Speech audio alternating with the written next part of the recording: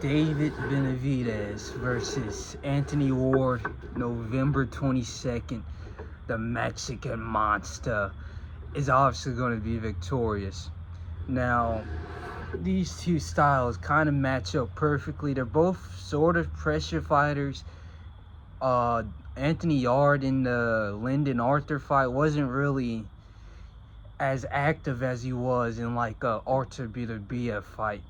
He still threw a lot of punches, got punched a lot, came out victorious, but it wasn't that style of just bulldozing that he normally had. He kind of took more of a I guess, intelligent approach to the fight, which I didn't really like. I like the more,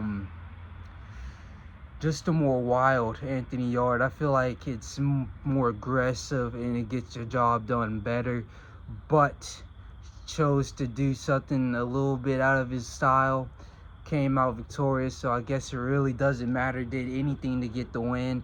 Could have been Lyndon Arthur that got him in that kind of mode of just taking the back foot and working the jab more often than the hooks and the uppercuts. Either way, David Benevidez is going to knock him out. At least I hope he knocks him out. Now, David Benevidez at 175 isn't the same beast he was at 168. At 168, he was punching people out of the ring. But this 175 Benevidez doesn't seem as powerful. Canelo even says something about it, that once he's fighting at his natural weight, he's not as much of the monster that he normally is. And it's kind of true. Now, in the Gosvick fight, he said he had hand issues or whatever, but in my opinion, because even after that, with the fight with David Morrell, he wasn't that powerful. Now, he was throwing a lot of punches. He rocked him a couple times. It looked like he was going to knock him out, but overall, nothing really came from it. But a great, excellent fight of a bunch of punches, but lacking of power. And going against Anthony Yarde, who's a pretty powerful puncher at 175, that could be a problem, could be knocked around, because David Morrell looked like he got an upper hand on him when I think it was like rounds 9 or 10. What am I talking about? It had to be the early rounds. David Benevidez usually take over with his pressure, but that's going to lead me into this little fight analysis.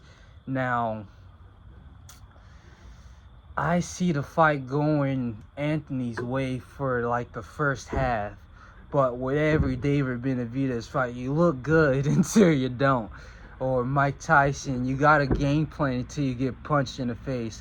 Anthony Yarde, he's going to come out, he's going to start throwing the jab first, because that's his thing, throwing the jab, and then it's going to come to a point where David Benevidez starts to get more into his comfort zone.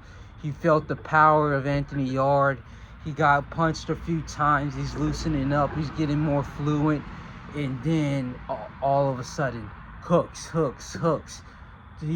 He's a pretty good jabber. He got long arms, but I feel as if his uppercut is the most dangerous thing, his most dangerous tool in the arsenal, if you could call it that.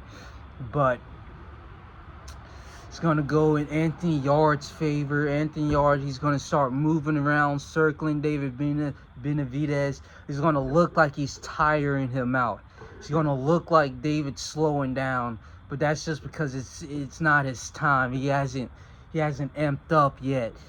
And then Anthony's going to be circling, jabbing. He's going to start to get comfortable. 4, 5, 6. He's going to start being. It's going to look like he's in his aura. Then round 7 and 8 is going to come around, and that's when we start to see that Anthony's starting to slow down. It's going to look like he didn't train at all. It's going to look like his cardio's deteriorating, like faster than normally. And then David, he's going to start upping that jab a little bit more, because Anthony's going to start looking still, stagnant. He's not going to have the movement. And then the uppercuts are going to, well, I did a hook, but the uppercuts are going to come, the hooks are going to come. And then I feel as if it's going to get to a point where Anthony Yarde is kind of just hovering there, just his guard up, taking the punches. Around 8, 9, and 10, he's just gonna be like this the entire fight. And the commentator's gonna be like, what is he doing? He was doing so great at first. This was in the bag for him. Only if he could just get that movement up. You know what they always say about the opponents of David Benevidez.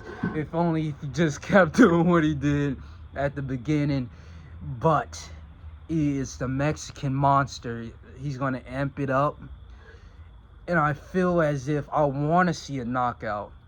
But just going off his last 2 fights at 175, he's not that fighter. He's not that powerful fighter. Now, he can throw a lot of punches. He can rock you off your feet a bit. But I don't see a clean knockout. I don't even see like a body knockout where you just took too much. I feel as if it's going to be like the Gosvick fight, where it looks like the punches are just sliding off his face, or it's not landing with the that it needs to land with. And 10, 11, 12 is going to come around, and we might see some blood, we might not, but it's just going to be more of how's he taking all of these punches. He's getting hit a lot. What is he doing?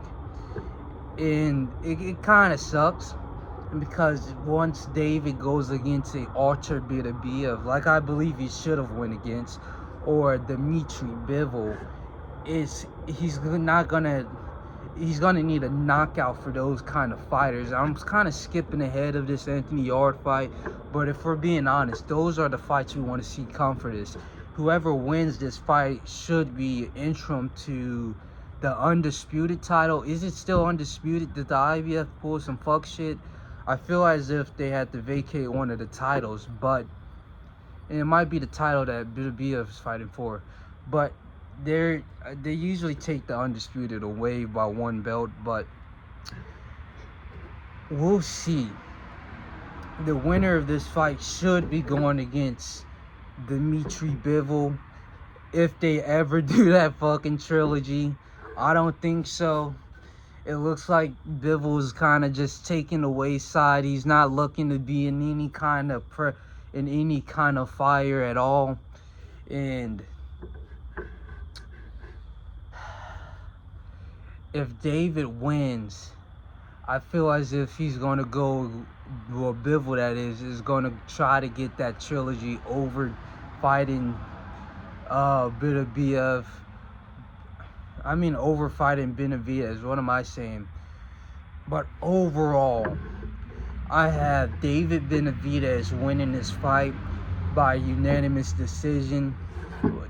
He's going to lose the early rounds as always, and then he's going to pick up the pressure, pick up the activity in the later rounds, and become victorious at 175.